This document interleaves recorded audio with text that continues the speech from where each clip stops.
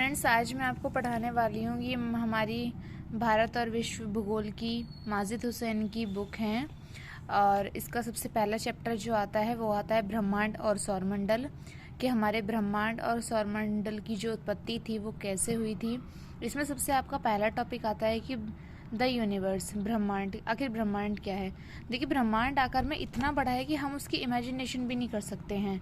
हमारे जो वैज्ञानिक हैं वो अब तक सिर्फ 4% अंतरिक्ष का ही ज्ञान प्राप्त कर पाए हैं। बाकी 96% आज भी जो ज्ञान है वो उसके बारे में वैज्ञानिकों को कुछ नहीं पता है।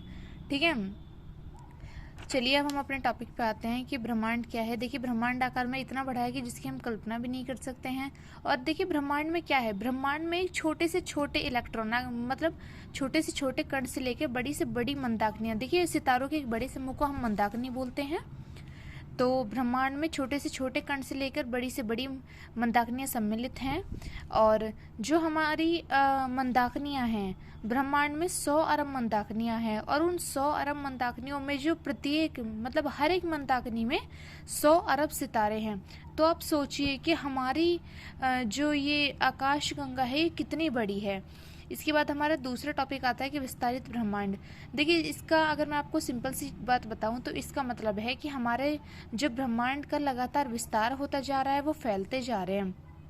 इसका एक सबसे बेस्ट, अगर मैं आपको एग्जांपल दूं तो इसका सबसे बेस्ट एग्जांपल है, आप एक बैलून लीजिए और उस बैलून में ऐसे, मतलब तब वो फूला हुआ ना हो, बिना फुलाए उसमें एक dot dot dot dot dot dot कीजिए। ठीक है, और जब तब आप उसको फुलाएंगे तो आप देखना कि ये जो हमने डॉट डॉट पास पास करी थी ये कितनी दूर चली गई हैं। तो ये कथन बिल्कुल सत्य है कि हमारे ब्रह्मांड का विस्तार हो रहा है, मतलब कि हमारे जो आकाश में जो भी चीज़ें हैं वो लगातार एक दूसरे से दूर होती जा रही हैं, अर्थात हमारे ब्रह्मांड का विस्तार हो रहा है। इसके बाद हमारा तीसरा टॉपिक आता है कि आकाश गंगाएं। आखिर आकाश गंगाएं, गैलेक्सीज क्या हैं? देखिए, मैंने आपको पहले ही बताया था कि सितारों के एक बड़े समूह को मंदाकिनी कहते हैं। और ये जो मंदाकिनी होती हैं ये सब बहुत छोटी भी होती है और सबसे बड़ी भी होती है। इसमें जो सबसे छोटी मंदाकिनी होती है उसमें 1 लाख सितारे होते हैं। लेकिन जो सबसे बड़ी मंदाकिनी होती है, अर्थात मंदाकिनी, मैं आपको बार बार बता रही हूँ, आप कंफ्यूज मत होइएगा, कि सितारों का एक बड़ा समूह, जो बड़ी मंदाकिनी होती हैं उसमें आप ये देखिए कि 3000 अरब तक सितारे हो सकते हैं। सबसे छोटी में भी कम नहीं है, सबसे छोटी में 1 लाख हो सकते हैं, तो सबसे बड़ी में 3 अरब तक हो सकते हैं।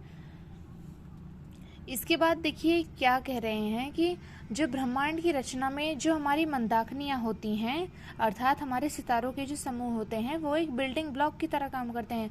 जिस तरह घर बनाने में ईंट, रोड़ी, सीमेंट एक किसका काम करती हैं, मैं आपको अगर सिंपली भाषा में समझाऊं तो जिस तरह ईंट, रोड़ी, पत्थर एक बिल्डिंग ब्लॉक का काम करते हैं घर को बनाने में, कि उनके बिना हमारा जो घर है वो बनना संभव ही नहीं है।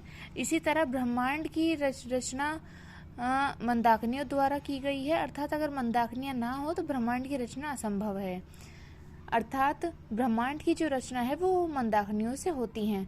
अब देखिए, ब्रह्मांड की में जो मंदाकिनियां हैं उनको हमने 2 वर्गों में डिवाइड किया है। एक होती है नियमित आकाशगंगाएं और दूसरी होती है अनियमित आकाशगंगाएं।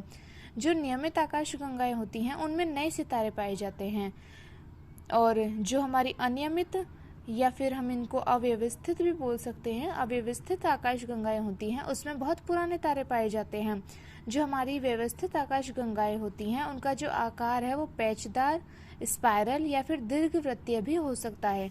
देखिए, ये मैंने बनाया हुआ है इस तरह, जो इस तरह की आपकी डिस्क होती है, इस तरह थोड़ी सी इस तरह की, ये है आपकी दीर्घवृत्तीय आकार। ठीक है।